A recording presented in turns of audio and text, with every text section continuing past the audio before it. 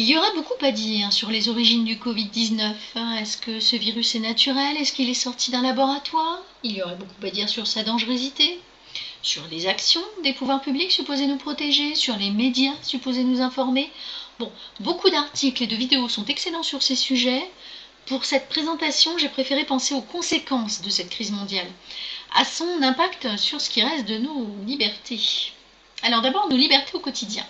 Je ne vous apprendrai rien en vous disant que nous avons maintenant besoin de ce qui ressemble à un Ausweis pour sortir de chez nous. On peut s'interroger sur l'absurdité de la chose, on risque d'être verbalisé si on ne s'est pas nous-mêmes autorisés à sortir par écrit en cochant la bonne case.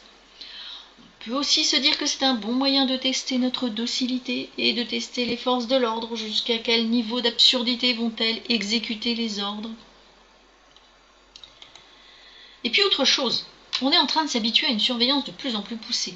Les drones vont visiblement faire partie de notre paysage quotidien, si on en croit cet article de France Soir. Et à la une de ces derniers jours, le déploiement de l'application Stop Covid.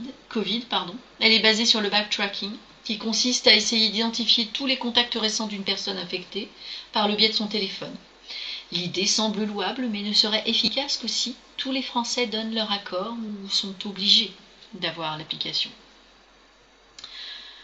Voilà, un petit tour rapide des conséquences de cette crise sur nos libertés, mais bon, il n'y a pas eu que nos libertés, il y a eu aussi le Code du travail qui vient d'être revisité provisoirement, on espère, avec un allongement de la durée quotidienne maximale du travail de 10 à 12 heures pour la journée, pour la nuit de 8 à 12 heures, avec une réduction du temps de repos entre deux journées de travail, on est passé de 11 heures à 9 heures, avec un allongement de la durée maximale de travail hebdomadaire, on est passé de 48 heures à 60 heures, avec une extension du travail au dimanche, et enfin pour les employeurs, la possibilité d'imposer jusqu'à 6 jours de congé et de modifier unilatéralement tous nos RTT. Alors, dans ce contexte bien difficile, le déploiement d'un vaccin nous est présenté comme la solution, le Graal, par beaucoup de médias. Et pas seulement, puisqu'un sondage IFOP, paru fin mars, nous annonce que 74% des Français sont prêts à se faire vacciner contre le Covid. L'Express nous pose le vaccin comme la sortie du confinement. Mieux encore, la présidente de la Commission européenne en fait une question de vie ou de mort pour nos anciens et va organiser une conférence des donateurs le 4 mai pour lever des fonds pour la recherche. Alors là, ce que vous voyez, c'est la feuille de route pour la mise en œuvre des actions de la Commission européenne avec des recommandations sur le renforcement de la coopération contre les maladies qui auraient pu être évitées par un vaccin. Ça remonte à mars 2019. Ce qu'il faut retenir, c'est qu'un carnet vaccinal commun est prévu sous format informatique de préférence. On a dépassé le carnet à l'ancienne. Avec le cachet du médecin, l'information sera dématérialisée. C'est plus pratique pour le malade et plus pratique à partager au niveau européen. Au Danemark, la situation est sérieuse. Les citoyens qui refuseront de se soumettre à un test de dépistage du coronavirus seront passibles d'amendes et de peines de prison potentielles et se verront interdire l'accès aux magasins, aux épiceries, aux institutions publiques et aux hôpitaux, tout en étant également limités dans l'utilisation des transports publics. De son côté, Justin Trudeau, au Canada, a lui aussi parlé d'émettre une loi sur une vaccination obligatoire. Ça lui a valu une pétition citoyenne. Alors, on revient au vaccin lui-même. D'abord, quelles entreprises sont sur les rangs de la recherche du Graal? Alors, du côté de la Chine, on a CanSin Bio avec l'Académie militaire des sciences médicales, qui a été la première à lancer un essai clinique en mars. Puis les essais pour un vaccin développé à Pékin par la société pharmaceutique chinoise Sinovac Biotech ont été approuvés par l'Agence chinoise des médicaments et de la sécurité alimentaire. On a également côté US, le 16 mars, la compagnie Moderna, une société de biotechnologie basée à Cambridge, dans le Massachusetts, qui a annoncé le lancement de la phase 1 de l'essai clinique d'un potentiel vaccin contre le Covid-19. En Europe, les laboratoires français Sanofi et britanniques GSK vont combiner leur technologie pour développer un vaccin avec adjuvant contre le Covid-19. Bon, il y en a d'autres dans cette course au vaccin qui attire beaucoup de monde. Ce qu'il faut retenir, c'est les liens entre les sociétés pharmaceutiques et avec Bill Gates. Au passage, CEPI, Coalition for Epidemic Preparedness Innovations, donc un groupement pour des innovations contre les pandémies.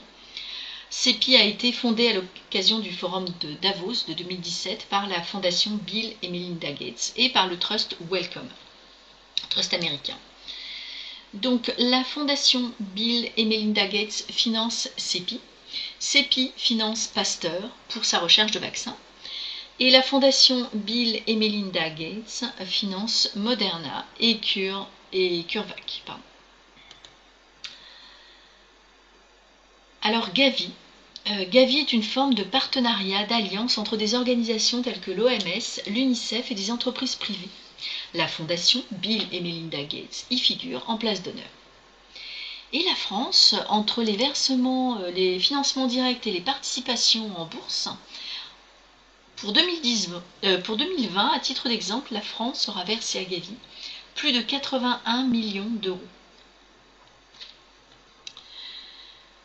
Donc la France est un bon donateur de Gavi, mais pas que, parce qu'on voit sur le site de l'Observatoire sur les systèmes d'information, les réseaux et les inforoutes au Sénégal, que la France s'implique également dans la collecte de données via Orange et le projet M-Vaccin.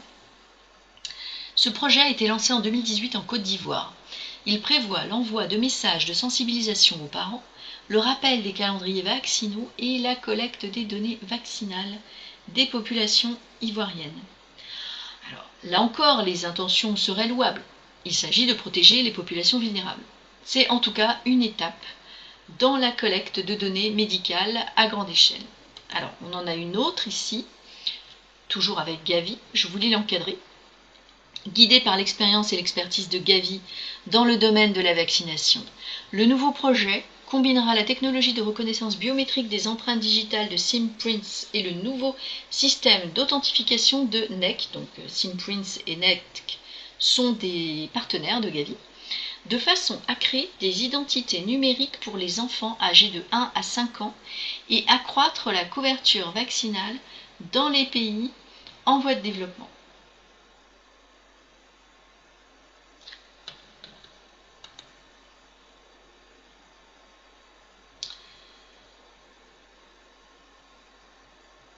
Alors maintenant, une autre alliance à vous présenter, c'est l'alliance ID comme identité digitale ou ID pour identité en langue anglaise, ID 2020.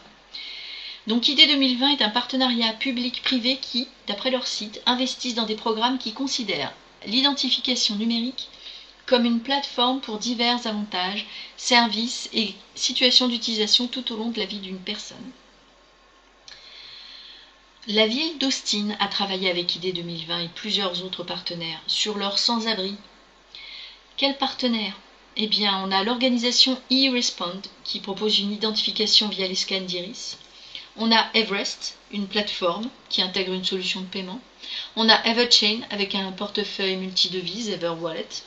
Et on a aussi un système d'identité biométrique natif. Donc, finalement, de quoi gérer les démarches administratives et financières des particuliers d'une façon complètement virtuelle, largement au-delà des données médicales, des données vaccinales. Voilà.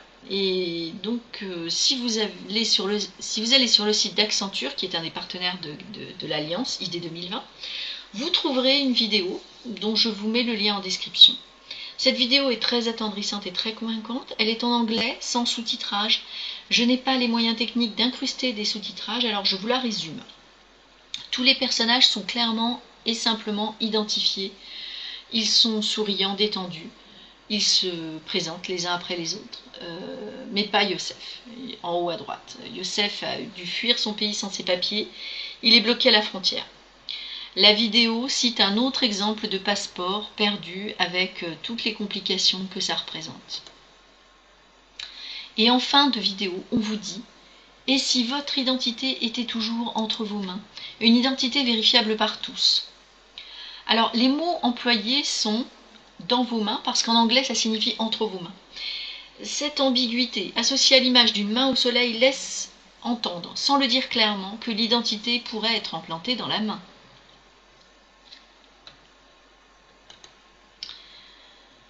Alors, le site d'Alliance n'est pas très explicite sur l'idée d'une implantation dans la main, mais il ne se cache pas sur le lien vaccin-identité numérique. Donc l'image est mauvaise, je vous lis le texte. L'Alliance ID 2020 a lancé un nouveau programme d'identité numérique lors de son sommet annuel à New York, en collaboration avec le gouvernement du Bangladesh. L'Alliance vaccinale Gavi, de nouveaux partenaires au sein du gouvernement, du monde universitaire et des secours humanitaires. Le programme visant à tirer parti de la vaccination comme une opportunité d'établir une identité numérique a été dévoilé par ID 2020 en partenariat avec le programme d'accès à l'information du gouvernement du Bangladesh, la Direction générale des services de santé et Gavi. Je vous rappelle qu'ID 2020 a été fondé fin 2019 lorsque le Covid-19 a commencé à se répandre dans le monde. Si vous surfez sur leur site, vous verrez également qu'un des objectifs d'implanter cette identité numérique est de savoir qui est vacciné et qui ne l'est pas.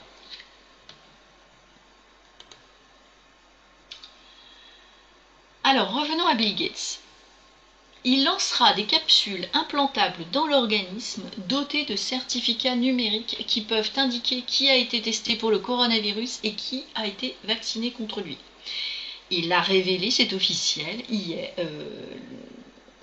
je ne me souviens plus à quelle date, c'était en mars-avril, pardon, lors d'une séance de Reddit, Ask Me Anything, en répondant à des questions sur la pandémie de coronavirus. Reddit, je ne suis pas sûre de prononcer correctement, est un site web communautaire, un peu comme un blog. Donc Gates répondait à une question sur la façon dont les entreprises pourront fonctionner tout en maintenant une distance sociale. Et à ce moment-là, il a déclaré que nous aurons éventuellement des certificats numériques pour montrer qui a guéri, ou qui a été testé récemment, ou qui a été vacciné. Les certificats numériques dont parlait Bill Gates sont des tatouages Quantum Dot, implantables chez l'homme, sur lesquels travaillent des chercheurs du MIT et de la Rice University pour tenir les registres de vaccination. Donc ces tatouages à points quantiques impliquent l'application de micro-aiguilles dissolubles à base de sucre qui contiennent un vaccin et des points quantiques fluorescents à base de cuivre intégrés dans des capsules biocompatibles à l'échelle du micron. Donc une fois que les micro-aiguilles se dissolvent sous la peau, elles laissent des points quantiques encapsulés dont les motifs peuvent être lus pour identifier le vaccin qui a été administré. Donc, pour résumer, nous avons un vaccin attendu par tous au point qu'il pourrait bien être obligatoire à minima pour certaines populations ciblées. Il est déjà au Danemark. Nous avons des multinationales et des philanthropes qui travaillent activement sur ce vaccin, mais pas que. Nous aurons aussi la chance d'avoir une identité numérique qui, au départ, contiendra des infos sur le Covid. Est-ce que je l'ai attrapé? Est-ce que je suis vacciné? Est-ce que je suis immunisé? Puis, cette identité numérique pourra contenir mon carnet de vaccination, mon carnet de santé, mon état civil, mes données bancaires, toute ma vie. Ah oui, j'ai oublié de vous dire au passage, la sécurité sociale lance à grand renfort de publicité son dossier médical partagé. La question sera de savoir si on veut de cet avenir ou pas, en fait. Pas moi, ni beaucoup de militants éclairés.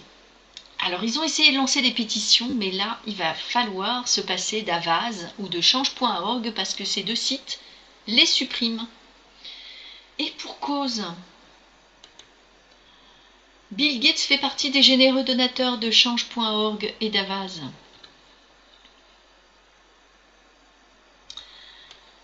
Alors, une nouvelle pétition vient d'être lancée sur le site Les Lignes Bougent. Je vous mettrai aussi le lien en description. D'une manière générale, au-delà des pétitions, que faire? On pourrait avoir l'impression qu'on n'échappera pas à cet avenir-là. Et beaucoup en veulent en plus. Ça paraît bien pratique d'avoir tous nos papiers et nos sous dans notre corps. Mais ça signifie la fin de l'argent liquide. c'est une forme d'aliénation. Nous serons marqués comme du bétail. Ces données qui nous concernent ne seront plus les nôtres en fait. Elles seront hébergées sur des serveurs, partagées, exploitées. Elles peuvent disparaître avec un nouveau virus, pourquoi pas? La boucle serait bouclée, non? Alors que faire? Refuser les infos des médias dominants et se tourner vers les médias alternatifs, ça c'est déjà la première chose.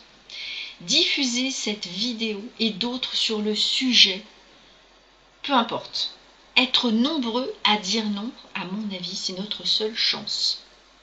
Alors vous aurez remarqué que pratiquement tous les médias cités dans cette petite présentation sont des médias mainstream. Parce qu'en fait, je m'adresse surtout à ceux qui croient encore qu'on peut avoir une information fiable en allumant son poste de télé. Cette vidéo, elle s'adresse à eux surtout. Il faut qu'elle les atteigne d'une façon ou d'une autre. Alors diffusez-la largement. Merci à vous.